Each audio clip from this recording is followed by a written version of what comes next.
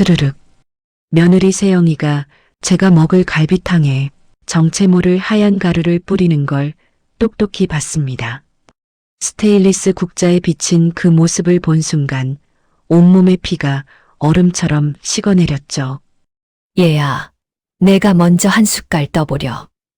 제 말에 세영이의 손이 덜덜 떨리더니 들고 있던 사발이 바닥에 떨어져 산산조각이 났습니다. 쨍그랑.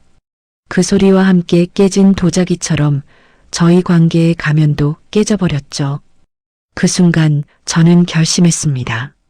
저를 치매 환자로 만들려는 이 악독한 며느리에게 제가 얼마나 또렷한 정신으로 모든 걸 지켜봤는지 똑똑히 보여주겠다고. 그리고 갈비탕보다 더 진하고 뜨거운 진실의 맛을 반드시 내게 돌려주겠다고 말입니다. 사연 시작하겠습니다. 새벽 5시 부엌이 차가웠습니다. 스테인리스 조리대에 손을 대자 얼음장 같은 감촉이 손바닥을 타고 올라왔죠. 가스레인지를 켰습니다. 파란 불꽃이 춤추듯 일어났어요. 큰 솥에 물을 붓고 사고를 넣었습니다. 뽀얀 국물이 끓기 시작했죠. 갈비뼈를 하나씩 넣었습니다. 툭툭 떨어지는 소리가 조용한 새벽 공기를 깼어요. 후추를 뿌렸습니다. 검은 알갱이들이 국물 위에 떠다녔죠. 기름이 표면에 얇은 막을 만들었습니다. 묵직한 사골 냄새가 부엌을 가득 채웠어요. 입구 옆 벽에 기댄 지팡이가 희미하게 반짝였습니다. 아침 햇살이 비스듬히 들어왔죠. 오늘도 평범한 하루가 시작되는 줄 알았습니다. 아직 아무것도 모르고 있었어요. 세영이가 부엌으로 들어왔습니다. 앞치마를 매는 손놀림이 자연스러웠죠. 평소처럼 미소를 지었습니다. 하지만 눈빛은 달랐어요. 뭔가를 숨기는 사람의 눈이었죠. 어머님, 일찍 일어나셨네요. 대답하지 않았습니다. 국자로 국물을 저었죠. 쇠가 솥 바닥을 긁는 소리가 났습니다. 세영이가 선반으로 갔어요. 소금통을 꺼냈습니다. 후추통도 함께 들었죠. 그때 봤습니다. 세영이가 주머니에서 작은 봉투를 꺼내는 걸요. 하얀 가루가 들어있었죠. 비닐이 바스락거렸습니다. 세영이가 주위를 살폈어요.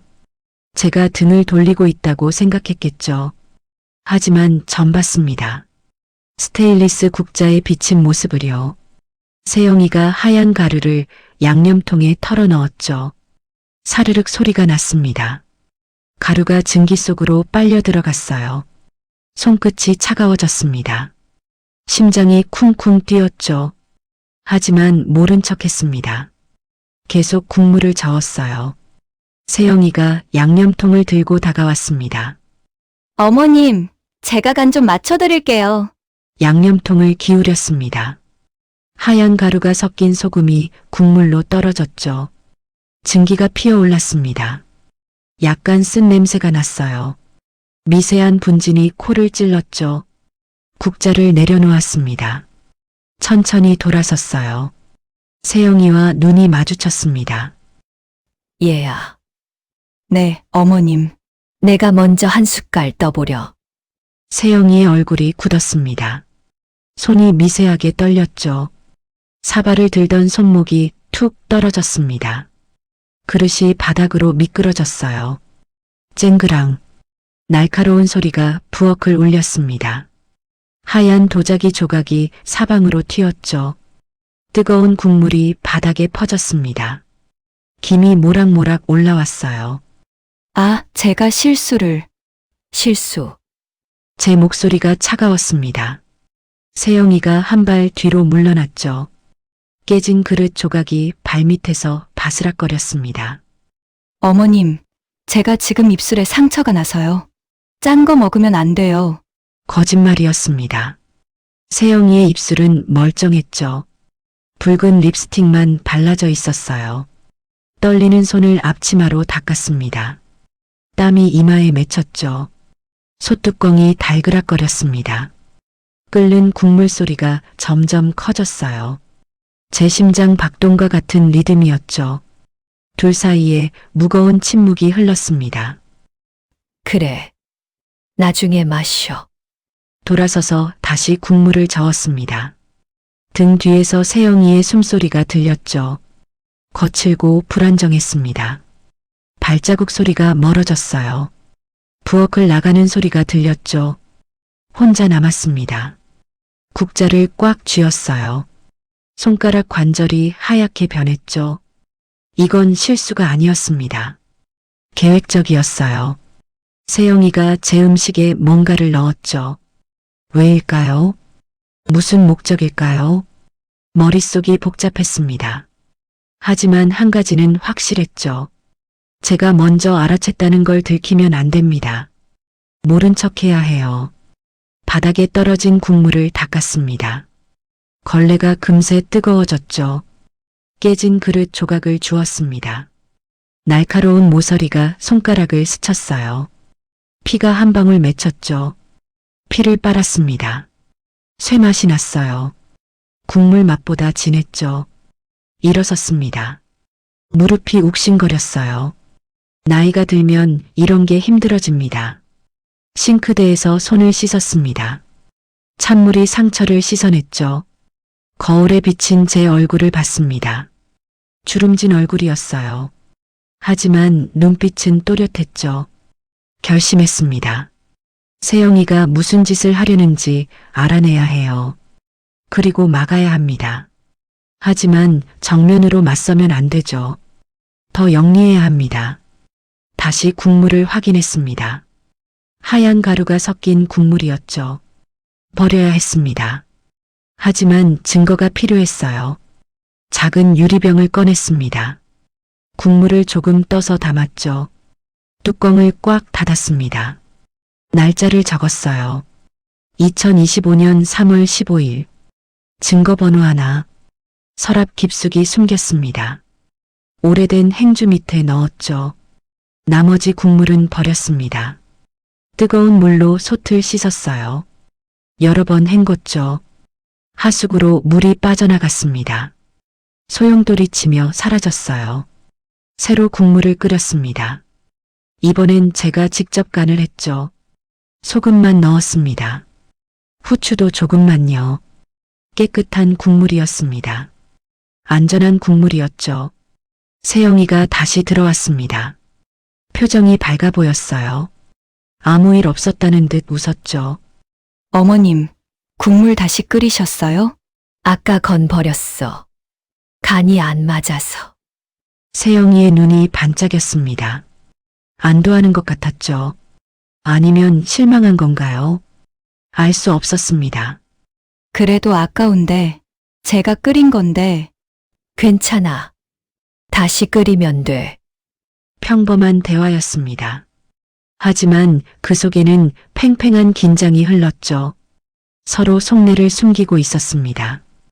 가면을 쓴 채 연기하고 있었어요. 손님들이 들어오기 시작했습니다. 아침 일찍 오는 단골들이었죠. 인사를 나눴습니다. 평소처럼 웃었어요. 하지만 마음은 무거웠습니다. 주방에서 일했습니다. 갈비를 썰고 양념을 했죠. 세영이가 옆에서 도왔습니다. 칼을 쥔 손이 능숙했어요. 그 손이 무서워 보였습니다. 점심시간이 다가왔습니다. 손님이 많아졌죠. 주문이 밀려들었습니다. 정신없이 일했어요. 하지만 세영이를 계속 지켜봤습니다. 눈길을 떼지 않았죠. 세영이도 절 보고 있었습니다. 서로 감시하고 있었어요. 미소 뒤에 의심을 숨기고 있었죠. 이상한 하루였습니다. 평범해 보이지만 평범하지 않은 하루였어요. 해가 기울었습니다. 손님이 줄어들었죠. 청소를 시작했습니다. 바닥을 쓸고 닦았어요. 테이블을 정리했습니다. 일상적인 마무리였죠. 하지만 오늘은 달랐습니다. 모든 게 의미를 가졌어요. 세영이의 모든 행동이 수상해 보였죠. 양념통을 만지는 손, 냉장고를 여는 모습, 다 의심스러웠습니다. 문을 닫았습니다. 셔터를 내렸죠. 철커덕 소리가 났습니다. 갇힌 느낌이 들었어요. 세영이와 단둘이 남았습니다. 어머님, 먼저 들어가세요. 제가 마무리할게요. 같이 하자. 아니에요. 어머님은 피곤하실 텐데. 안 피곤해. 대화가 끊겼습니다. 어색한 침묵이 흘렀죠. 세영이가 먼저 시선을 돌렸습니다. 가방을 들었어요. 그럼 먼저 갈게요, 어머님. 그래. 조심해서 가. 세영이가 나갔습니다. 문이 닫혔죠. 혼자 남았습니다. 한숨이 나왔어요. 깊고 무거운 한숨이었죠. 서랍을 열었습니다. 아까 숨겨둔 유리병을 꺼냈어요. 흔들어 봤습니다. 국물이 출렁였죠. 이게 무슨 액체일까요? 무슨 목적일까요? 알아내야 합니다. 하지만 어떻게요? 경찰에 신고할까요? 아니면 병원에 가볼까요? 아직은 이릅니다. 더 확실한 증거가 필요했죠. 유리병을 다시 숨겼습니다. 이번엔 다른 곳에요. 창고 선반 맨 위였습니다. 먼지 쌓인 상자 뒤에 넣었죠. 아무도 찾지 못할 곳이었습니다. 불을 끄고 나왔습니다. 어둠이 내렸죠. 거리는 조용했습니다. 걸어서 집으로 갔어요. 발걸음이 무거웠습니다. 오늘 일이 계속 떠올랐습니다.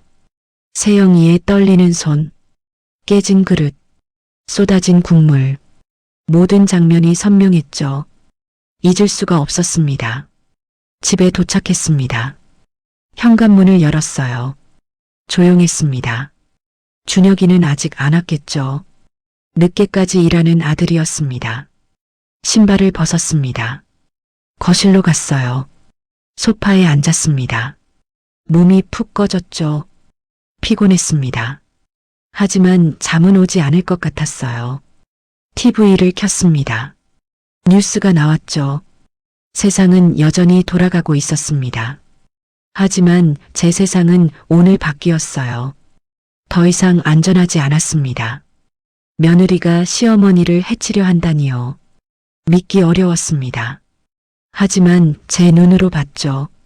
분명히 봤습니다. 하얀 가루를요. 그날 밤 잠이 오지 않았습니다. 천장을 바라보며 생각했죠. 세영이가 왜 그런 짓을 했을까요? 무엇을 노리는 걸까요? 시계가 새벽 2시를 가리켰습니다. 준혁이는 아직도 들어오지 않았어요. 다음 날 아침 일찍 일어났습니다. 거울을 봤죠. 눈 밑에 다크서클이 짙었습니다. 얼굴이 푹 꺼져 보였어요. 하지만 정신을 차려야 했습니다. 가게로 갔습니다. 세영이보다 먼저 도착했죠. 셔터를 올렸습니다. 차가운 아침 공기가 들어왔어요. 부엌으로 갔습니다. 어제 숨겨둔 유리병이 제자리에 있는지 확인했죠. 다행히 그대로였습니다. 국물을 끓이기 시작했습니다. 평소처럼 사고를 넣었죠. 하지만 양념통은 건드리지 않았습니다. 소금과 후추를 따로 꺼냈어요. 새 봉지에서 꺼낸 것들이었죠. 세영이가 들어왔습니다. 밝게 인사했어요. 어머님, 오늘도 일찍 나오셨네요. 응. 잠이 안 와서. 세영이가 앞치마를 맸습니다. 양념통을 확인했죠. 제가 안 쓴 걸 눈치챘을 겁니다. 잠깐 멈칫했어요.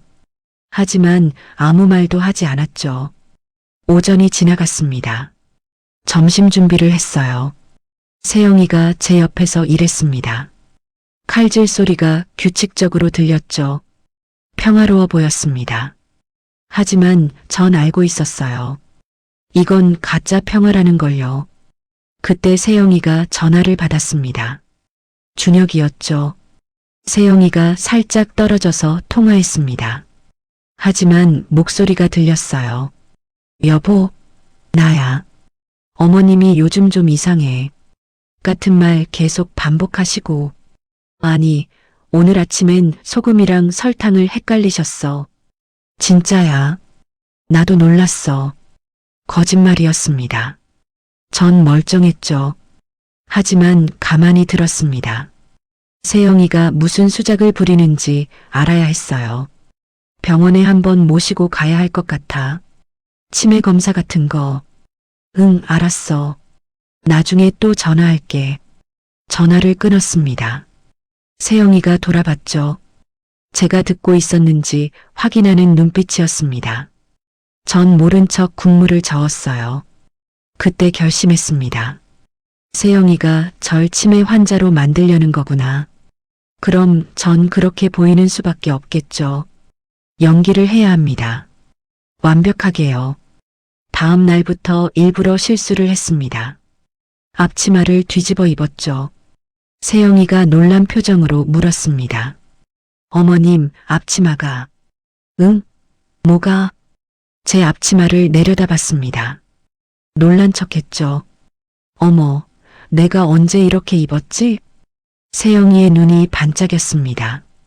계획대로 되고 있다고 생각했겠죠. 입꼬리가 살짝 올라갔습니다. 숨기려 했지만 전 봤어요. 카운터에서 계산을 일부러 틀렸습니다. 5,000원을 5만 원이라고 했죠. 손님이 당황했습니다. 아줌마, 5,000원인데요? 아, 맞네. 죄송해요. 헛웃음을 지었습니다. 바보같이 보이려고 노력했죠. 세영이가 옆에서 지켜봤습니다. 만족스러운 표정이었어요. 손님, 죄송합니다. 저희 어머님이 요즘 좀 피곤하셔서요. 세영이가 나섰습니다. 손님을 달랬죠. 동정 어린 눈빛을 보냈습니다. 전 고개를 숙였어요. 부끄러운 척했죠. 수저를 일부러 떨어뜨렸습니다. 쨍그랑 소리가 났어요. 허둥지둥 주웠습니다. 무릎이 아팠지만 참았죠. 어머님, 제가 할게요. 아니야. 내가 할 수 있어. 고집을 부렸습니다. 노인네가 자존심 때문에 고집 부리는 것처럼 보였겠죠. 세영이가 한숨을 쉬었습니다. 연기인지 진짜인지 모르겠어요. 같은 질문을 2번 했습니다. 세영아, 오늘 뭐 먹었니? 어머님, 방금 물어보셨잖아요. 그랬나? 미안. 멍한 표정을 지었습니다. 초점 없는 눈으로 허공을 봤죠. 세영이가 휴대폰을 꺼냈습니다. 뭔가를 메모했어요. 아마 제 증상을 기록했겠죠. 저녁이 되었습니다. 준혁이가 퇴근하고 왔어요. 세영이가 바로 달려갔습니다. 여보, 오늘 어머님이 정말 심하셨어. 계산도 틀리고 같은 말 계속하고. 준혁이가 걱정스러운 표정으로 절 봤습니다. 엄마, 괜찮아요? 응? 뭐가? 요즘 피곤하신가 봐요. 아니야. 괜찮아. 하지만 일부러 피곤해 보이게 했습니다. 눈을 비비고 하품을 했죠. 준혁이가 세영이를 봤습니다. 눈빛으로 대화를 나눴어요. 세영이가 부엌으로 갔습니다. 차를 타왔죠. 따뜻한 김이 올라왔습니다. 어머님, 차 한 잔 드세요. 잔을 받았습니다. 하지만 마시지 않았죠. 입에만 대고 내려놨습니다. 세영이가 실망한 표정을 지었어요. 차에도 뭔가 넣었나 봅니다. 밤이 되었습니다. 방으로 들어갔죠. 문을 닫고 생각했습니다. 이제 어떻게 해야 할까요? 계속 연기를 해야 합니다. 하지만 너무 빨리 진행되면 안 돼요.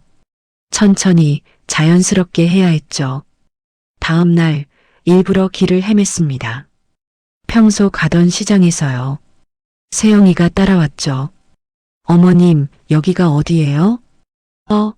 시장 아니야? 맞아요. 그런데 왜 그러세요? 아니야.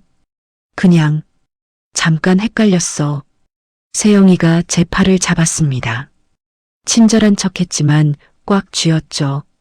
도망가지 못하게요. 가게로 돌아왔습니다. 세영이가 준혁이에게 또 전화했어요. 여보, 오늘은 시장에서 길을 잃으실 뻔했어. 정말 심각해. 빨리 병원에 모시고 가야 해. 전화 너머로 준혁이의 목소리가 들렸습니다. 걱정하는 목소리였죠. 제 아들이 절 의심하기 시작했습니다. 가슴이 아팠어요. 하지만 참아야 했죠. 단골 손님이 왔습니다. 김 사장이었어요. 오랜 친구 같은 분이죠. 정 사장님, 오늘 안색이 안 좋네요. 그래요? 좀 피곤해서. 세영이가 끼어들었습니다. 김 사장님, 사실 저희 어머님이 요즘 자꾸 깜빡깜빡하세요.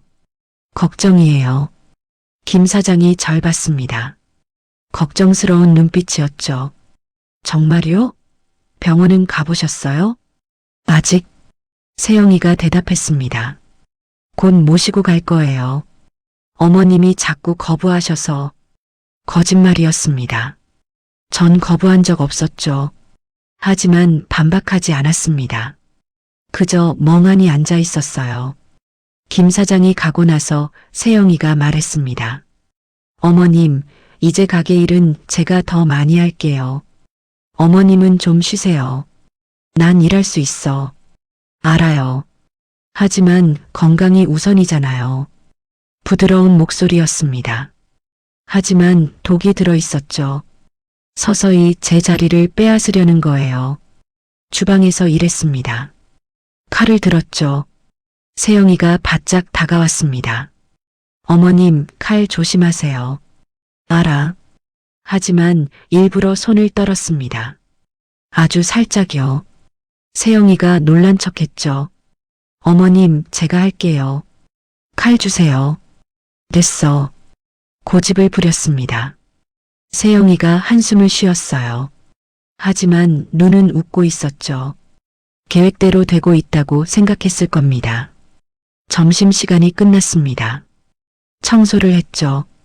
걸레질을 하다가 일부러 비틀거렸습니다. 벽을 잡았어요. 어머님, 세영이가 달려왔습니다. 부축했죠. 걱정하는 척했지만 만족스러운 표정이었어요. 괜찮아. 그냥 어지러워서. 병원 가요. 지금 당장. 싫어. 또 고집을 부렸습니다. 치매 초기 환자처럼 보였겠죠. 이성적인 판단력이 떨어지는 것처럼요. 밤이 되었습니다. 집으로 돌아왔죠. 준혁이가 기다리고 있었습니다. 심각한 표정이었어요. 엄마, 우리 얘기 좀 해요. 무슨 얘기? 요즘 엄마 상태가. 병원에 가봐요. 난 괜찮다니까. 목소리를 높였습니다.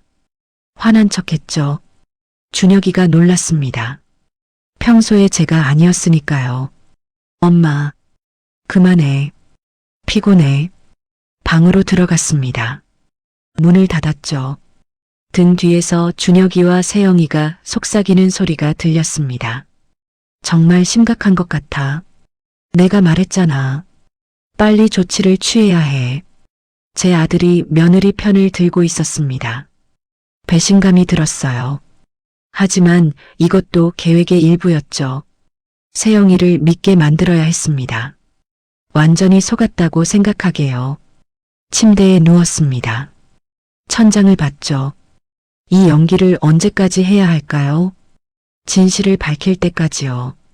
증거를 모을 때까지요. 자존심이 상했습니다. 평생 떳떳하게 살았는데 이제 와서 바보 흉내를 내야 하다니요. 하지만 살아남으려면 어쩔 수 없었죠. 세영이가 무슨 짓을 할지 모르니까요. 창밖에서 바람소리가 들렸습니다. 쓸쓸했어요. 혼자 싸우는 기분이었죠. 아무도 제 편이 없었습니다. 아들마저도요. 하지만 포기하지 않을 겁니다. 끝까지 버틸 거예요. 그리고 진실을 밝힐 겁니다. 세영이가 왜 이런 짓을 하는지, 무엇을 노리는지 다 밝혀낼 거예요. 내일도 연기를 해야 합니다. 더 완벽하게요. 치매에 걸린 불쌍한 노인으로 보여야 했죠. 그래야 세영이가 방심할 테니까요. 그때를 기다려야 합니다. 새벽 3시에 눈이 떠졌습니다. 세영이가 방심하게 만들어야 한다는 생각뿐이었죠. 조용히 일어났습니다. 부엌으로 갔어요. 어둠 속에서 서랍을 열었습니다. 작은 손전등을 꺼냈습니다. 빛을 최소한으로 줄였죠. 솥뚜껑을 살펴봤습니다. 손잡이 안쪽이 비어 있었어요. 피놀 카메라를 넣기 딱 좋은 공간이었죠. 온라인으로 주문한 카메라가 어제 도착했습니다. 손톱만 한 크기였어요. 검은색이라 눈에 잘 안 띄었죠. 양면 테이프로 조심스럽게 붙였습니다. 각도를 맞췄어요. 양념통이 잘 보이는 위치였죠. 양념통 뚜껑도 확인했습니다. 안쪽에 작은 틈이 있었어요. 거기에도 카메라를 하나 더 넣었죠. 혹시 모르니까요. 증거는 많을수록 좋았습니다. 조리대 아래 서랍을 열었습니다. 안쪽 깊은 곳에 녹음기를 붙였어요. 작은 테이프로 단단히 고정했죠. 전원을 켰습니다. 빨간 불빛이 깜빡였어요. 작동하고 있다는 신호였죠.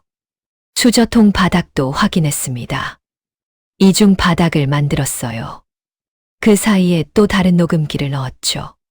세영이가 뭔가 말할 때마다 녹음될 겁니다. 세영이가 쓰던 가루 봉투를 찾았습니다. 선반 뒤쪽에 숨겨져 있었죠. 조심스럽게 꺼냈어요. 봉투 겉면에 뭔가를 발라야 했습니다. 온라인 과학 키트에서 산 형광 파우더였죠.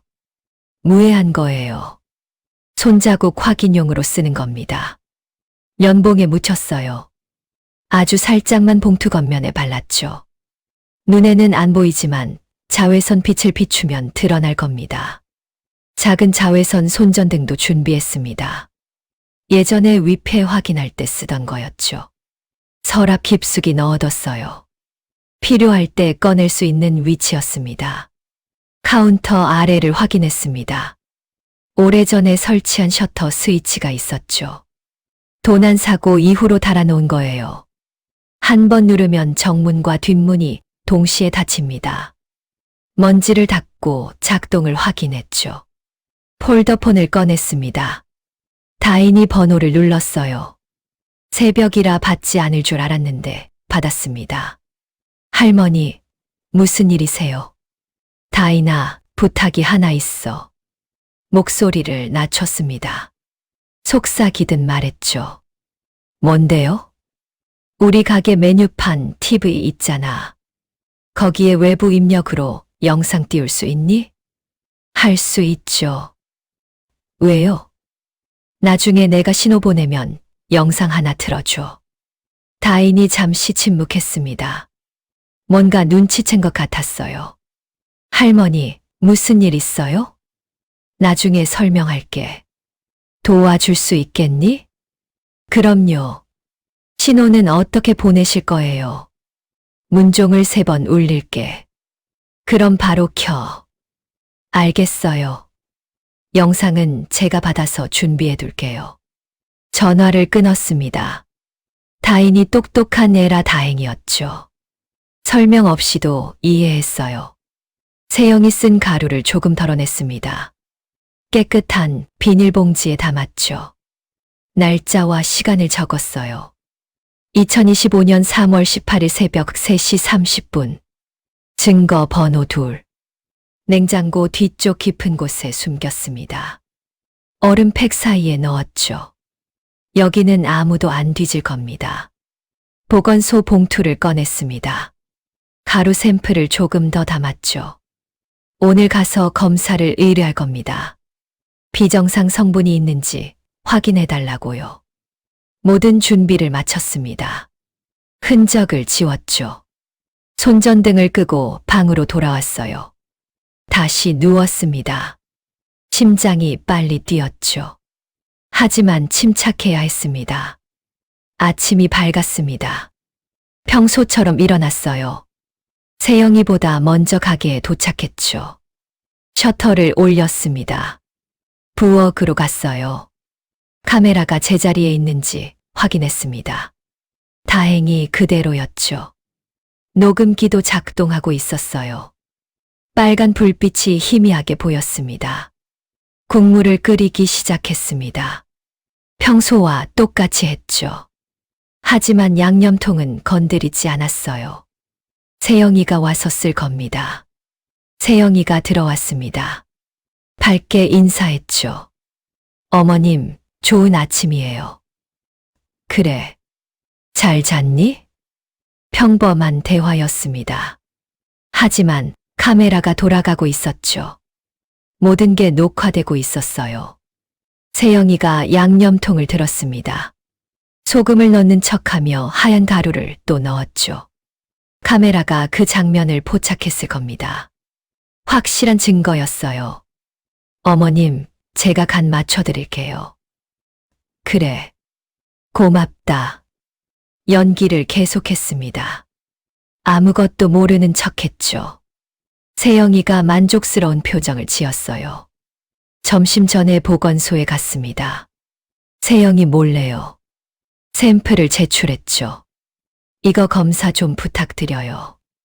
어떤 검사요? 비정상적인 성분이 있는지 확인해 주세요.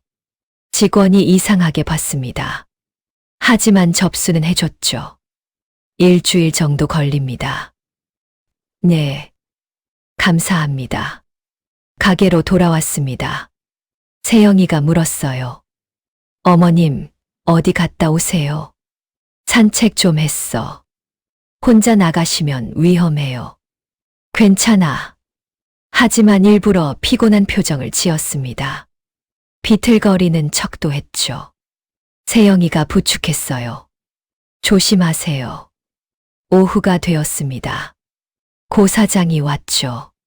정육 도매상 사장이었어요. 평소보다 자주 왔습니다. 사모님, 오늘 특수 부위 좋은 거 있어요. 세영이와 눈빛을 주고받았습니다. 수상했죠. 둘이 뭔가 짜고 있는 것 같았어요. 고 사장이 냉장고를 열었습니다. 안을 뒤적거렸죠. 양념 보충한다는 핑계였어요. 하지만 감시하는 것처럼 보였습니다. 사모님, 요즘 장사는 어때요? 그냥 그래요. 세영이가 대답했습니다. 제 대신에요. 마치 제가 대답할 능력이 없는 것처럼 했죠. 저녁이 되었습니다. 손님들이 빠져나갔어요. 청소를 시작했죠. 세영이가 저를 지켜봤습니다. 매의 눈으로요. 화장실에 갔습니다. 거울을 봤죠. 피곤해 보였어요. 연기가 아니라 정말이었습니다. 이중 생활이 힘들었죠. 물을 틀었습니다. 찬물로 얼굴을 씻었어요. 정신을 차려야 했습니다. 아직 갈 길이 멀었죠. 밖으로 나왔습니다. 세영이가 기다리고 있었어요. 어머님, 집에 가요. 제가 마무리할게요. 같이 하자. 아니에요. 어머님은 쉬셔야 해요. 강하게 나왔습니다. 거절하기 어려운 톤이었죠. 할 수 없이 집으로 왔어요. 집에서 폴더폰을 열었습니다. 다인에게 문자를 보냈죠. 짧게요. 장치 설치 완료. 녹화 중. 답장이 왔습니다. 준비됐어요. 신호만 주세요. 안심이 됐습니다. 혼자가 아니었어요. 다인이라는 조력자가 있었죠. 서랍을 열었습니다. 작은 노트를 꺼냈어요. 오늘 있었던 일을 기록했죠. 세영이가 가루를 넣은 시간, 고 사장이 온 시간, 모든 걸 적었습니다. 이것도 증거가 될 겁니다. 날짜별로 정리했죠. 패턴이 보이기 시작했어요. 세영이가 가루를 넣는 시간이 일정했습니다. 아침 준비 시간이었죠. 창밖을 봤습니다. 어둠이 내렸어요. 가로등 불빛이 희미했죠. 고요했습니다. 폭풍 전의 고요함 같았어요. 내일은 더 많은 증거를 모을 겁니다. 더 확실하게요. 세영이가 왜 이러는지 알아낼 거예요. 돈 때문인지 다른 이유가 있는지. 침대에 누웠습니다. 천장에 무늬를 봤죠. 복잡한 무늬였어요. 제 마음처럼요. 하지만 포기하지 않을 겁니다. 핸드폰이 울렸습니다. 준혁이었어요. 엄마, 잘 지내요? 그래. 왜? 세영이가 걱정된다고 해서요. 내일 시간 내서 들를게요. 그래. 짧게 끊었습니다. 준혁이도 세영이 편이었죠. 하지만 언젠가는 진실을 알게 될 겁니다. 제가 밝혀낼 거예요. 눈을 감았습니다. 내일을 준비해야 했죠. 더 완벽한 연기를 해야 했어요. 그리고 더 많은 증거를 모아야 했습니다. 전쟁은 이제 시작이었습니다. 조용한 전쟁이었죠. 부엌에서 벌어지는 보이지 않는 싸움이었어요. 하지만 저는 질 수 없었습니다. 제 인생이 걸려 있었으니까요. 다음 날 새벽 고 사장이 평소보다 일찍 왔습니다. 4시도 안 됐는데 이미 뒷문 앞에 서 있었죠. 고무장화가 젖은 바닥을 밟는 소리가 들렸습니다. 찍찍 소리가 났어요. 냉장고 문을 여는 소리가 들렸습니다. 뭔가를 뒤지는 것 같았죠. 제가 숨겨둔 증거를 찾는 건 아닐까 불안했어요. 조용히 부엌으로 나갔습니다. 이렇게 일찍 왔네요. 고 사장이 깜짝 놀랐습니다. 냉장고 문을 급히 닫았죠. 아, 오늘 특별 납품이 있어서요. 거짓말 같았습니다. 눈빛이 흔들렸거든요. 하지만 모른 척했죠. 그래요. 차라도 한잔 할래요? 아닙니다. 바쁘거든요. 서둘러 나갔습니다. 수상했어요. 분명 세영이와 뭔가 꾸미고 있었죠. 세영이가 6시에 왔습니다. 평소보다 이른 시간이었어요. 표정이 밝았죠. 뭔가 기대하는 것 같았습니다. 어머님, 일찍 나오셨네요. 잠이 안 와서. 세영이가 양념통을 확인했습니다. 가루 봉투를 꺼냈죠. 오늘은 평소보다 많이 넣었어요. 카메라가 모든 걸 찍고 있었습니다. 아침 준비를 했습니다. 갈비를 손질했죠. 세영이가 바짝 붙어서 지켜봤어요. 감시하는 것 같았습니다. 어머님, 칼 조심하세요. 알아. 일부러 손을 떨었습니다. 아주 살짝요. 세영이가 만족스러운 표정을 지었죠. 10시쯤 되었습니다. 갑자기 세영이 전화가 울렸어요. 당황한 표정으로 받았죠. 여보세요? 네, 세무사님. 뭐라고요? 세무조사요? 목소리가 떨렸습니다. 얼굴이 하얗게 질렸죠. 아니, 그게 무슨... 내일이요? 안 돼요. 준비가 안 됐는데. 전화를 끊고 나서 세영이가 고 사장에게 전화했습니다. 큰일 났어요. 세무조사 나온대요. 내일 당장. 고 사장이 뭐라고 했는지 모르겠지만 세영이가 계속 고개를 끄덕였어요. 네, 알겠어요. 지금 당장 서류 찾아볼게요. 세영이가 사무실로 뛰어갔습니다. 서랍을 뒤지기 시작했죠. 서류를 마구 꺼냈어요. 뭔가를 찾는 것 같았습니다. 어머님, 혹시 장부 어디 두셨어요? 장부, 거기 있잖아. 아니, 다른 거요. 작년 거. 모르겠는데. 일부러 멍한 표정을 지었습니다. 세영이가 짜증을 냈어요. 아, 진짜. 이럴 때 이러시면 어떡해요. 거친 말투였습니다. 평소의 친절한 모습은 사라졌죠. 본색이 드러나기 시작했어요. 고 사장이 다시 왔습니다. 헐레벌떡 뛰어왔죠. 찾았어요? 아직이요. 어머님이 어디 뒀는지 모르신대요. 큰일이네. 이거 잘못하면. 둘이 속닥거렸습니다. 제가 듣지 못하게요. 하지만 녹음기가 있었죠. 다 녹음되고 있을 겁니다. 1시간쯤 지났습니다.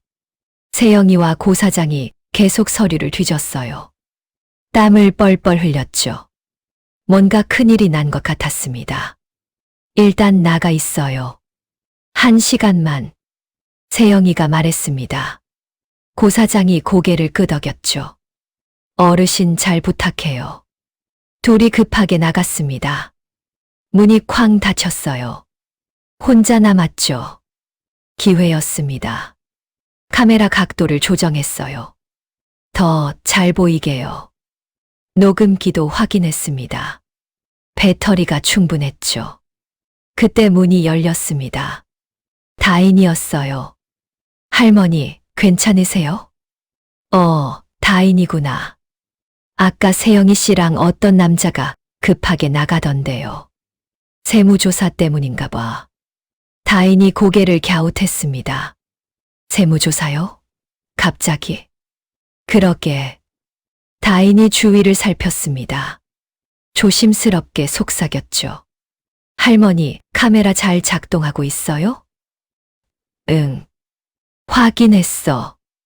영상 클라우드에 자동 백업되게 설정해뒀어요. 혹시 카메라가 망가져도 영상은 남아요. 똑똑한 아이였습니다. 제가 생각 못한 부분까지 챙겼죠. 고마워. 그리고 이거. 다인이 작은 기계를 건넸습니다. 뭐니? 비상 버튼이에요. 누르면 제 폰으로 신호가 와요. 위험할 때 쓰세요. 주머니에 넣었습니다. 든든했어요. 혼자가 아니라는 느낌이었죠. 다인이 가고 나서 얼마 안 돼 세영이가 돌아왔습니다. 얼굴이 상기돼 있었어요. 뭔가 해결한 것 같았죠. 세영이가 다시 양념통을 만졌습니다. 또 가루를 넣었어요. 오늘만 2번째였죠. 평소보다 많은 양이었습니다. 점심시간이 되었습니다. 손님들이 들어왔어요. 바빴죠. 주문이 계속 들어왔습니다. 그때 제가 일부러 비틀거렸습니다. 벽을 잡았어요. 어머님, 세영이가 달려왔습니다. 부축했죠. 괜찮아요? 어지러워. 연기였습니다. 하지만 진짜처럼 보였겠죠. 손님들이 걱정스럽게 봤어요. 에고, 사장님 괜찮으세요? 단골 박 씨가 물었습니다.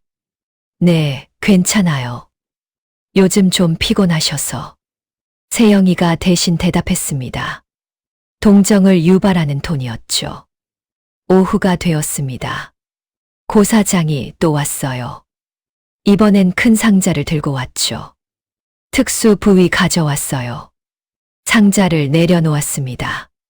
무거워 보였어요. 하지만 고기는 아닌 것 같았죠. 뭔가 다른 게 들어있는 것 같았습니다. 세영이와 고 사장이 창고로 갔습니다. 상자를 들고요. 문을 닫았죠. 안에서 무슨 얘기를 하는지 들리지 않았어요. 10분쯤 지나서 나왔습니다.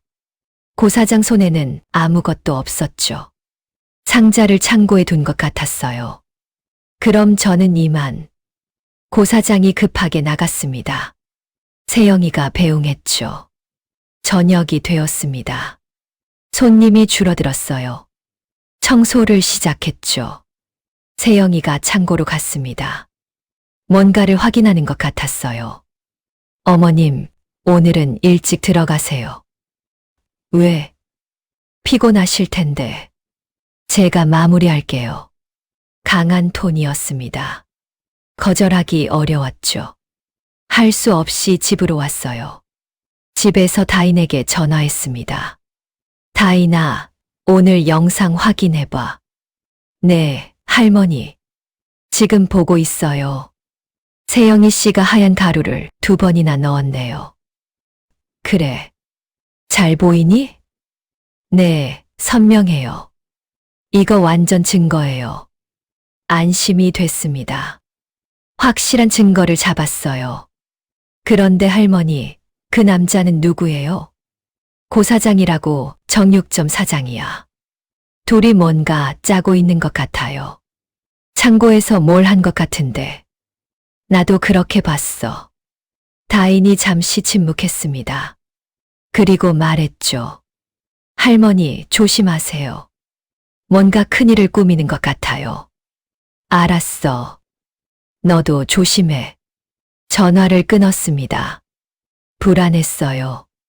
세영이와 고 사장이 뭘 계획하는지 몰랐죠. 창밖을 봤습니다. 어둠이 짙었어요. 바람이 불었죠. 나뭇가지가 흔들렸습니다. 불길한 느낌이었어요. 노트를 꺼냈습니다. 오늘 있었던 일을 적었죠. 세무조사 전화, 고 사장의 상자, 창고에서의 밀담. 모든 걸 기록했어요. 패턴이 보이기 시작했습니다. 세영이가 점점 대담해지고 있었죠. 가루도 더 많이 넣고 행동도 거칠어졌어요. 뭔가 급한 것 같았습니다. 아마 세무조사 때문일 거예요. 뭔가 숨기는 게 있나 봅니다. 그래서 더 서두르는 것 같았죠. 침대에 누웠습니다. 하지만 잠이 오지 않았어요. 내일은 어떤 일이 벌어질까요? 세영이가 또 무슨 짓을 할까요? 비상 버튼을 만져봤습니다. 작고 단단했죠. 이게 있어서 조금은 안심이 됐어요. 위험하면 바로 누를 겁니다. 시계를 봤습니다. 11시였어요. 준혁이는 아직 안 들어왔죠. 요즘 계속 늦었습니다. 세영이 때문인지 일 때문인지 모르겠어요. 휴대폰이 울렸습니다. 문자였죠. 다인이었어요. 할머니, 영상 다 백업했어요. 안심하고 주무세요. 답장을 보냈습니다. 고마워. 짧지만 진심이었습니다. 다인이 없었다면 못 버텼을 거예요. 눈을 감았습니다. 내일을 준비해야 했죠. 세영이가 뭘 하든 대비해야 했어요. 증거도 더 모아야 했습니다. 전쟁은 계속되고 있었습니다. 점점 치열해지고 있었죠. 하지만 저는 질 수 없었어요. 진실을 밝힐 때까지 버틸 겁니다. 새벽에 다시 눈이 떠졌습니다. 2시였어요. 불안한 마음에 잠이 안 왔죠. 일어나서 물을 마셨습니다. 차가운 물이 목을 타고 내려갔어요. 창밖을 봤습니다. 고요했죠. 하지만 폭풍 전의 고요함 같았어요. 곧 큰일이 벌어질 것 같은 예감이 들었습니다. 다음 날 점심 준비 시간이었습니다. 11시쯤이었죠. 세영이가 걸레를 들고 대청소를 시작했어요. 평소엔 안 하던 행동이었습니다. 양념통 주변을 닦기 시작했습니다. 걸레질을 하다가 뚜껑을 열었죠. 안을 들여다봤어요. 손가락으로 뚜껑 안쪽을 만졌습니다. 갑자기 세영이의 표정이 굳었습니다. 뭔가를 발견한 것 같았어요. 뚜껑을 이리저리 돌려봤죠. 빛에 비춰도 봤습니다. 이게 뭐지? 혼잣말이었습니다. 하지만 들렸어요. 세영이가 뚜껑 안쪽의 작은 구멍을 발견한 겁니다. 피놀 카메라가 들킨 거죠. 세영이가 고개를 들어 저를 봤습니다. 눈빛이 날카로웠어요. 의심하는 눈빛이었죠. 어머님, 왜? 이거 뭐예요? 양념통 뚜껑을 들어 보였습니다. 작은 구멍이 보였죠. 뭐가? 모르는 척 했습니다. 멍한 표정을 지었어요. 이거요. 이 구멍. 카메라 아니에요? 세영이가 다가왔습니다. 뚜껑을 제 얼굴 앞에 들이댔죠. 무슨 소리야. 그냥 구멍이지. 아니에요. 이거 카메라예요. 어머님이 설치한 거죠. 목소리가 높아졌습니다. 화가 난 것 같았어요. 나는 모르는 일이야. 계속 모른 척 했습니다. 하지만 세영이는 확신하는 눈빛이었죠. 세영이가 손톱으로 카메라를 파내기 시작했습니다. 작은 카메라가 떨어졌어요. 바닥에 떨어지는 소리가 났죠. 이거 봐요. 카메라잖아요. 세영이가 카메라를 집어들었습니다. 그리고 바닥에 내리쳤어요. 쨍그랑 소리가 났죠. 카메라가 산산조각 났습니다. 뭐 하는 거야? 어머님이 날 감시했어요. 그렇죠. 세영이의 얼굴이 붉어졌습니다. 분노로 가득했죠. 무슨 소리를 하는지 모르겠네. 그만 연기해요. 다 알아요. 치매인 척하면서 날 속였죠. 본색을 드러냈습니다. 더 이상 친절한 며느리가 아니었어요. 진짜 모습이 나왔죠. 세영이가 제 팔을 거칠게 잡았습니다. 힘이 셌어요. 팔이 아팠죠. 왜 이래? 조용히 해요. 세영이가 저를 끌고 갔습니다. 사무실로요. 문을 열고 안으로 밀어 넣었죠. 등이 문틀에 부딪혔습니다. 아팠어요. 여기 있어요. 꼼짝 말고. 문을 닫았습니다. 밖에서 잠금 장치를 채우는 소리가 들렸죠. 딸깍 소리가 났어요. 갇혔습니다. 문고리를 돌려봤습니다. 열리지 않았죠. 문을 두드렸어요. 문 열어. 세영아. 대답이 없었습니다. 발자국 소리가 멀어졌어요. 사무실 안은 어두웠습니다. 창문이 작았죠. 먼지 냄새가 났어요. 오래된 서류 냄새도 났습니다. 의자에 앉았습니다. 생각을 정리해야 했어요. 카메라가 들켰습니다. 하지만 다인이 영상을 백업했죠. 증거는 남아 있었어요. 주머니를 만졌습니다. 비상 버튼이 있었죠. 누를까 말까 고민했어요. 아직은 이른 것 같았습니다. 밖에서 세영이 목소리가 들렸습니다. 전화하는 것 같았어요. 여보, 나야. 어머님이 갑자기 칼 들고 난리를 피워. 진짜야. 나 너무 무서워. 거짓말이었습니다. 제가 칼을 든 적은 없었죠. 하지만 준혁이는 믿을 겁니다. 세영이 말을 항상 믿었으니까요. 빨리 와. 아니, 일단 이송팀부터 불러야 할 것 같아. 위험해. 이송팀이라니요. 정신병원으로 보내려는 건가요? 심장이 빨리 뛰었습니다. 이제 정말 위험했어요. 고 사장 목소리도 들렸습니다. 와 있었나 봐요.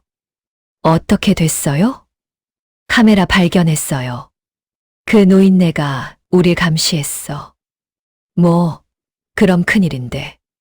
괜찮아요. 카메라는 부쉈어요. 영상은? 모르겠어요. 확인해봐야 해요. 둘이 속닥거렸습니다. 뭔가를 계획하는 것 같았죠. 서랍을 열어봤습니다. 뭐라도 있을까 싶어서요. 펜이랑 종이가 있었죠. 그리고 서랍 밑바닥에 뭔가가 만져졌습니다. 테이프로 붙여둔 거였어요. 조심스럽게 떼어냈죠. 작은 열쇠였습니다. 예비 열쇠였어요. 예전에 숨겨둔 거였죠. 문에 다가갔습니다. 열쇠 구멍에 넣어봤어요.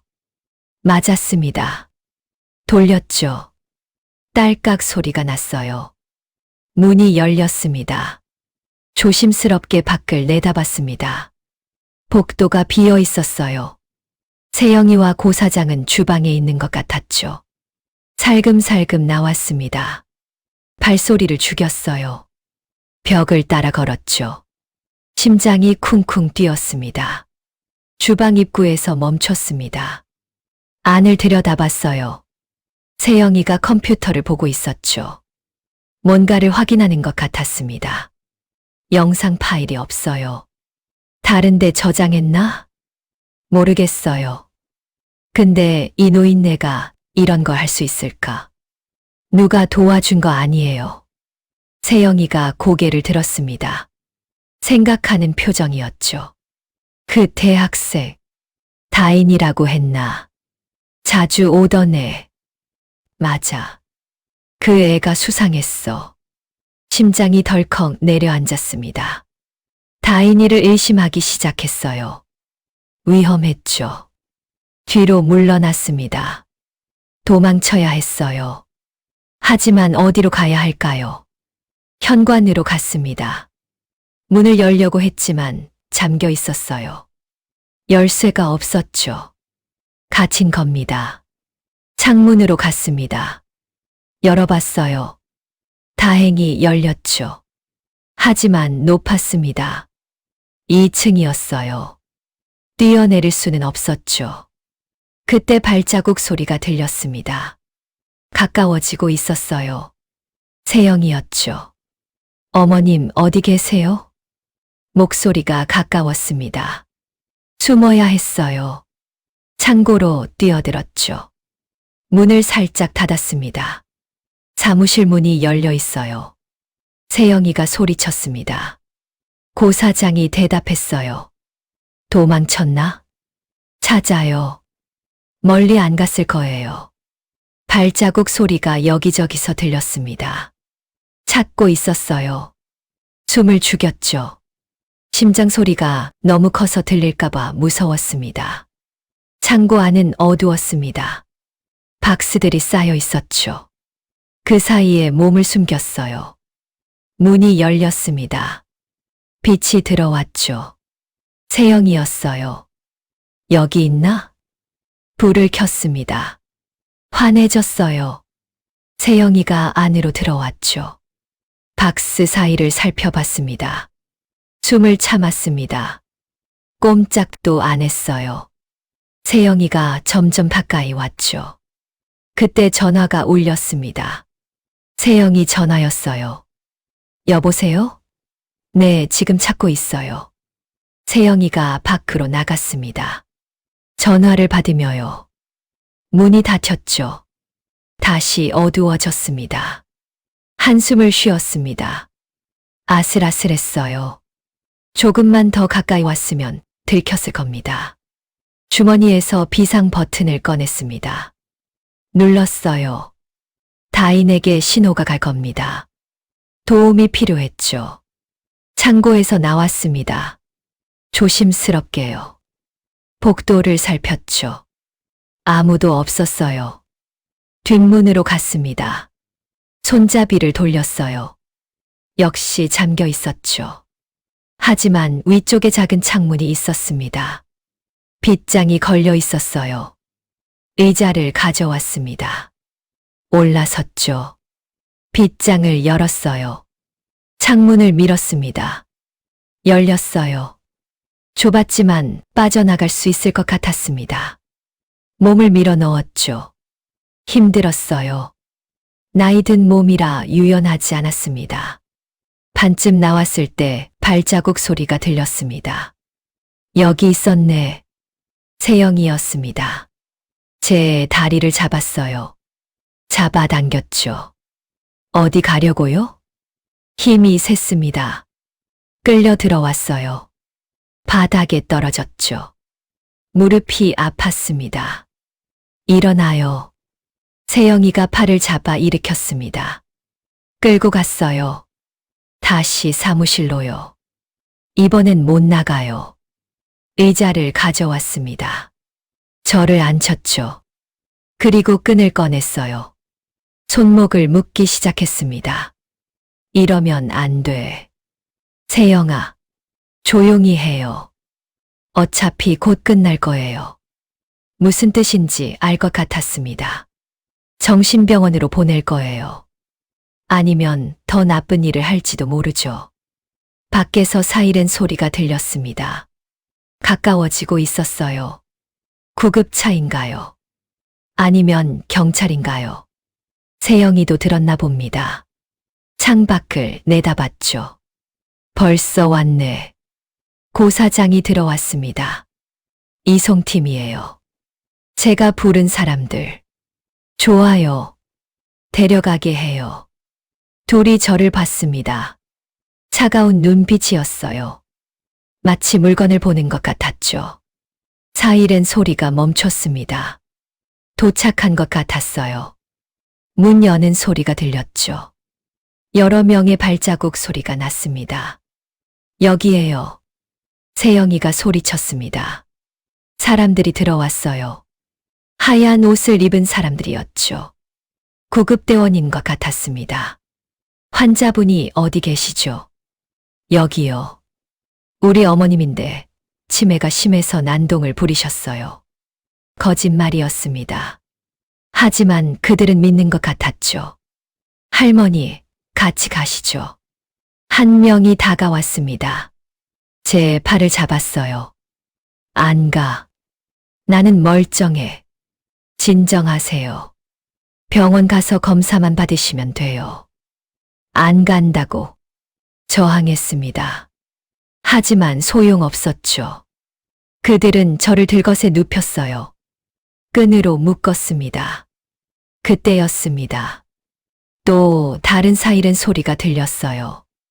이번엔 정말 경찰인 것 같았죠. 파란색과 빨간색 불빛이 창밖에서 번쩍였습니다. 세영이의 얼굴이 굳었습니다. 당황한 것 같았어요. 왜 경찰이? 경찰차가 가게 앞에 멈췄습니다. 문이 열렸죠. 제복을 입은 경찰관 2명이 내렸어요. 그들 뒤로 또 한 사람이 보였습니다. 준혁이었죠. 준혁이가 헐레벌떡 뛰어 들어왔습니다. 얼굴이 창백했어요. 땀이 흘렀죠. 엄마. 저를 보자마자 달려왔습니다. 들것에 묶인 제 모습을 보고 놀랐어요. 왜 이렇게 묶여 있어요? 풀어요. 당장. 구급대원들이 당황했습니다. 서로를 봤죠. 가족분이세요? 아들입니다. 준혁이의 목소리가 날카로웠습니다. 화가 난 것 같았어요. 그때 다인이 뛰어들어왔습니다. 숨이 찼죠. 손에 노트북을 들고 있었어요. 할머니, 저를 보고 안도했습니다. 그리고 경찰관에게 다가갔죠. 제가 신고한 사람이에요. 여기 증거 영상이 있습니다. 노트북을 열었습니다. 화면을 보여줬어요. 세영이가 하얀 다루를 양념통에 넣는 장면이었죠. 세영이의 얼굴이 하얗게 질렸습니다. 다리가 떨렸어요. 그게 뭐야? 조작된 거야. 조작이 아니에요. 자동 백업된 영상입니다. 다인이가 차분하게 말했습니다. 날짜와 시간이 표시되어 있었죠. 경찰관이 세영이에게 다가갔습니다. 설명하실 게 있으신가요? 아니, 그게 그냥 소금이에요. 소금. 세영이가 변명했습니다. 하지만 목소리가 떨렸죠. 고사장이 뒷문으로 빠져나가려 했습니다. 몸을 숙이고 살금살금 움직였어요. 하지만 다른 경찰관이 막았죠. 어디 가십니까? 저는 그냥 납품업자예요. 상관없어요. 일단 조사받으셔야 합니다. 고사장도 붙잡혔습니다. 얼굴이 땀으로 젖었어요. 준혁이가 저를 풀어줬습니다. 끈을 하나씩 풀었죠. 손목에 자국이 남아 있었어요. 엄마, 괜찮아요? 어디 다친 데 없어요? 괜찮아. 일어서려 했지만 다리에 힘이 없었습니다. 준혁이가 부축했어요. 그때 제가 카운터로 갔습니다. 비틀거렸지만 걸을 수 있었죠. 스위치를 찾았어요. 메뉴판 TV 리모컨을 들었습니다. 외부 입력으로 바꿨습니다. 화면이 바뀌었어요. 주방 CCTV 영상이 나왔죠. 며칠 동안의 녹화 영상이었습니다. 세영이가 매일 아침 가루를 넣는 장면이 반복됐습니다. 고사장과 속닥거리는 장면도 있었죠. 창고에서 뭔가를 숨기는 모습도 나왔어요. 오늘 중으로 결정 봐야 해. 저 노인네 가만두면 안 돼. 조용히. 한 번만 끝내면 돼요. 그들의 대화가 스피커로 흘러나왔습니다. 선명했어요. 부인할 수 없는 증거였죠. 세영이가 주저앉았습니다. 다리에 힘이 풀린 것 같았어요. 이제 끝이야. 작은 목소리로 중얼거렸습니다. 포기한 표정이었죠. 경찰관이 수갑을 꺼냈습니다. 세영이 앞으로 다가갔어요. 일단 서까지 같이 가셔야겠습니다. 세영이가 갑자기 소리를 질렀습니다. 이 늙은이가 먼저 시작한 거야. 날 무시하고 깔봤어. 내가 며느리라고. 본색을 완전히 드러냈습니다. 얼굴이 일그러졌어요. 그래서 독을 탔다는 거야? 준혁이가 믿을 수 없다는 표정으로 물었습니다. 독이 아니야, 그냥 정신 좀 없게 하려고. 그게 독이지 뭐야. 준혁이가 소리쳤습니다. 처음 보는 모습이었어요. 그렇게 화낸 적이 없었죠. 수갑이 세영이 손목에 채워졌습니다. 찰칵 소리가 났어요. 차가운 금속 소리였죠. 고사장도 수갑이 채워졌습니다. 고개를 숙였어요. 아무 말도 안 했죠. 서로 가서 자세히 조사받으셔야 합니다. 경찰관이 말했습니다. 둘을 데리고 나갔어요. 세영이가 마지막으로 저를 봤습니다. 증오가 가득한 눈빛이었어요. 하지만 이미 끝난 일이었죠. 경찰차가 떠났습니다. 사일에는 울리지 않았어요. 조용히 사라졌죠. 가게 안이 조용해졌습니다. 준혁이가 의자에 털썩 앉았어요. 머리를 감쌌죠. 엄마, 미안해요. 정말 미안해요. 괜찮아. 아니에요. 제가 바보였어요. 세영이 말만 믿고 눈물이 났나 봅니다. 얼굴을 손으로 가렸어요. 다인이가 물을 가져왔습니다. 제게 건넸죠. 할머니, 이제 안전해요. 물을 마셨습니다. 차가웠어요. 목이 시원해졌죠. 다인아, 고마워.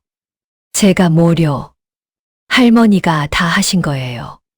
다인이가 웃었습니다. 안심한 표정이었어요. 준혁이가 고개를 들었습니다. 눈이 빨갰어요. 엄마, 그동안 얼마나 무서웠어요? 견딜만 했어. 거짓말이었습니다. 정말 무서웠죠. 하지만 아들 앞에서 약한 모습을 보이고 싶지 않았어요. 경찰관 한 명이 다시 들어왔습니다. 수첩을 들고 있었어요. 할머니, 진술서 작성하셔야 합니다. 네. 그리고 병원에서 검사 받으시는 게 좋겠어요. 그동안 드신 게 뭔지 확인해야 합니다. 맞는 말이었습니다. 무슨 약을 먹었는지 알아야 했죠. 가루 샘플이 있어요. 냉장고로 갔습니다. 숨겨둔 봉지를 꺼냈죠. 날짜를 적은 것들이었어요. 이거예요. 경찰관이 받았습니다. 증거 봉투에 넣었어요. 보건소에도 검사 맡긴 게 있어요. 그것도 확인하겠습니다. 경찰관이 메모했습니다. 꼼꼼했어요. 그때 문이 열렸습니다. 단골 손님들이 들어왔어요. 김 사장, 박 씨, 여러 명이 왔죠. 정 사장님, 괜찮으세요? 무슨 일이에요? 경찰차가 있길래. 걱정하는 얼굴들이었습니다. 진심으로 걱정해주는 사람들이었어요. 이제 괜찮아요. 세영이 씨가 그런 짓을 했다니. 소문이 벌써 퍼진 모양이었습니다. 동네가 좁으니까요. 믿기지 않아요. 그렇게 착해 보였는데 사람 것만 보고 모르는 거죠. 다들 분개했습니다. 제 편이 되어줬어요. 고마웠죠. 저녁이 되었습니다. 가게를 정리했어요. 오늘은 장사를 못했죠. 하지만 상관없었습니다. 살아있는 게 중요했어요. 준혁이가 청소를 도왔습니다. 묵묵히 일했어요. 미안한 마음에 더 열심히 하는 것 같았죠. 엄마, 앞으로 제가 매일 와서 도울게요. 그럴 필요 없어. 아니에요. 그동안 너무 혼자 두었어요. 준혁이가 고집했습니다. 진심인 것 같았어요. 다인이도 도왔습니다. 깨진 그릇 조각을 치웠죠. 바닥을 닦았어요. 할머니, 내일부터 제가 자주 올게요. 그래. 고마워. 모두가 도와줬습니다. 혼자가 아니었어요. 이제야 실감이 났죠. 밤이 되었습니다. 집으로 돌아왔어요. 준혁이가 데려다 줬죠. 엄마, 오늘은 제가 여기서 잘게요. 그래. 거절하지 않았습니다. 사실 혼자 있기 무서웠거든요. 침대에 누웠습니다. 천장을 봤어요. 끝났습니다. 정말로 끝났어요. 하지만 아직 실감이 안 났죠. 세영이가 왜 그랬을까요? 돈 때문이었을까요? 아니면 다른 이유가 있었을까요? 알 수 없었습니다. 하지만 중요한 건 제가 살아남았다는 거예요. 그리고 진실이 밝혀졌다는 거죠. 눈을 감았습니다. 오늘 밤은 편히 잘 수 있을 것 같았어요. 오랜만에 평화로운 밤이었죠. 내일은 병원에 가야 합니다. 검사를 받아야 해요. 그동안 먹은 약이 뭔지 알아야 하고 몸에 이상이 없는지 확인해야 했죠. 그리고 경찰서에도 가야 합니다. 진술서를 작성해야 해요. 모든 걸 자세히 설명해야 했죠. 힘든 일이 남았지만 견딜 수 있을 것 같았습니다. 이제 혼자가 아니니까요. 준혁이도 있고 다인이도 있고 단골 손님들도 있었죠. 창밖에서 바람 소리가 들렸습니다. 부드러운 바람이었어요. 봄바람 같았죠. 새로운 시작을 알리는 바람이었습니다. 석 달이 지났습니다. 법원 앞에 섰죠. 오늘이 최종 판결일이었어요. 아침 공기가 차가웠습니다. 코끝이 시렸죠. 준혁이가 옆에 있었습니다. 제 손을 잡았어요. 따뜻했죠. 다인이도 함께 왔습니다. 든든한 지원군이었어요. 법정에 들어갔습니다. 무거운 공기가 폐를 눌렀죠. 나무 냄새와 오래된 종이 냄새가 섞여 있었어요. 세영이가 피고인석에 앉아 있었습니다. 수의를 입고 있었죠. 얼굴이 많이 야위었어요. 눈 밑에 다크서클이 짙었습니다. 고사장도 옆에 있었습니다. 고개를 숙이고 있었죠. 한 번도 이쪽을 보지 않았어요. 판사가 들어왔습니다. 모두 일어섰죠. 다시 앉았어요. 정적이 흘렀습니다. 판결을 선고하겠습니다. 판사의 목소리가 울렸습니다. 낮고 엄숙했죠. 피고인 세영은 존속에 대한 상해 미수, 사기, 재산 횡령 혐의로 징역 7년을 선고합니다. 7년이었습니다. 긴 시간이었죠. 세영이의 어깨가 떨렸어요. 하지만 아무 말도 하지 않았습니다. 피고인 고 사장은 공모 및 방조 혐의로 징역 5년을 선고합니다. 고 사장이 한숨을 쉬었습니다. 깊은 한숨이었어요. 체념한 것 같았죠. 재판이 끝났습니다. 세영이가 끌려나갔어요. 마지막 순간 저를 봤습니다. 눈빛이 텅 비어 있었죠. 증오도 분노도 없었어요. 그저 공허할 뿐이었습니다. 법원을 나왔습니다. 햇빛이 눈부셨어요. 오랜만에 보는 맑은 하늘이었죠. 할머니, 이제 다 끝났어요. 다인이가 말했습니다. 제 손을 꼭 잡았죠. 그래, 끝났네. 하지만 마음이 복잡했습니다. 이겼지만 기쁘지 않았어요. 공허했죠. 아들의 아내를 감옥에 보낸 시어머니가 되었으니까요. 보건소 검사 결과가 나왔었습니다. 세영이가 넣은 건 수면제 성분이었어요. 장기 복용하면 치매 증상과 비슷해진다고 했죠.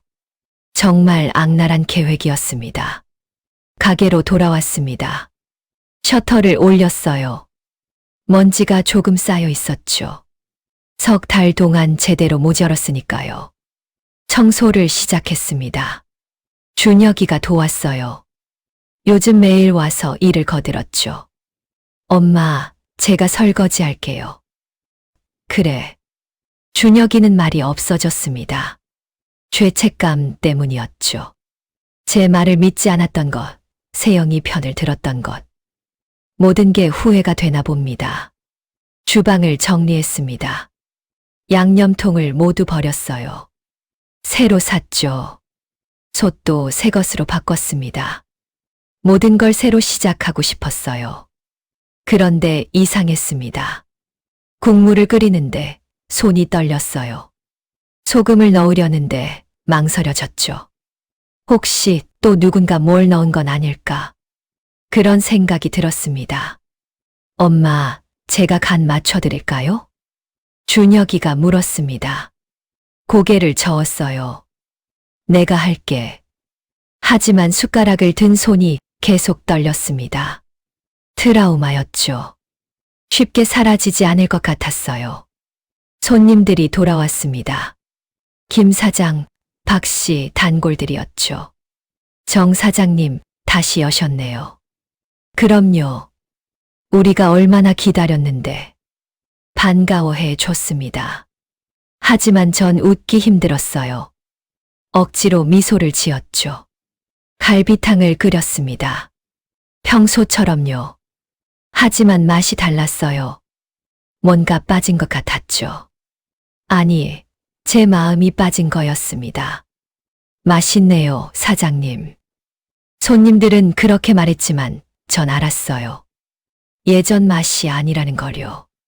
저녁이 되었습니다. 가게를 닫았죠. 준혁이가 마지막까지 남아 청소를 도왔어요. 엄마, 내일도 올게요. 안 와도 돼. 아니에요. 올게요. 준혁이가 고집했습니다. 미안한 마음을 이렇게라도 표현하려는 것 같았죠. 집으로 돌아왔습니다. 현관문을 열었어요. 그리고 바로 다시 잠갔죠. 2번 확인했습니다. 버릇이 되었어요. 방문도 안에서 잠갔습니다. 창문도 확인했죠. 모두 잠겨 있었어요. 안심이 되었습니다. 침대에 누웠습니다. 천장을 봤죠. 균열이 있었어요. 전에는 못 봤던 건데 이제야 보였습니다. 잠이 오지 않았습니다. 눈을 감으면 세영이가 하얀 가루를 붓는 장면이 떠올랐어요. 그 사르륵 소리가 귓가에 맴돌았죠. 일어나서 물을 마셨습니다. 차가운 물이었어요. 하지만 목이 계속 말랐죠. 창밖을 봤습니다. 가로등이 켜져 있었어요. 노란 불빛이었죠. 그 아래 고양이 한 마리가 지나갔습니다. 조용했어요. 다시 누웠습니다. 이불을 머리까지 덮었죠. 어둠 속이 편했어요. 아무것도 보이지 않으니까요. 새벽에 깼습니다. 식은땀이 났어요. 악몽을 꾼 것 같은데 기억이 안 났죠. 그저 무서웠다는 느낌만 남았습니다. 다시 잠들지 못했습니다. 그냥 누워 있었어요. 시계 소리가 들렸죠. 똑딱 똑딱. 시간이 느리게 갔습니다. 아침이 밝았습니다. 일어났어요. 거울을 봤죠. 얼굴이 많이 야위었습니다. 주름도 깊어진 것 같았어요. 가게로 갔습니다. 또 하루가 시작되었죠. 국물을 끓였어요. 손은 여전히 떨렸습니다. 다인이가 왔습니다. 할머니, 오늘 안색이 안 좋아요. 괜찮아. 정말요? 병원 가보실래요? 고개를 저었습니다. 병원은 싫었어요. 의사들이 묻는 질문도 싫었죠.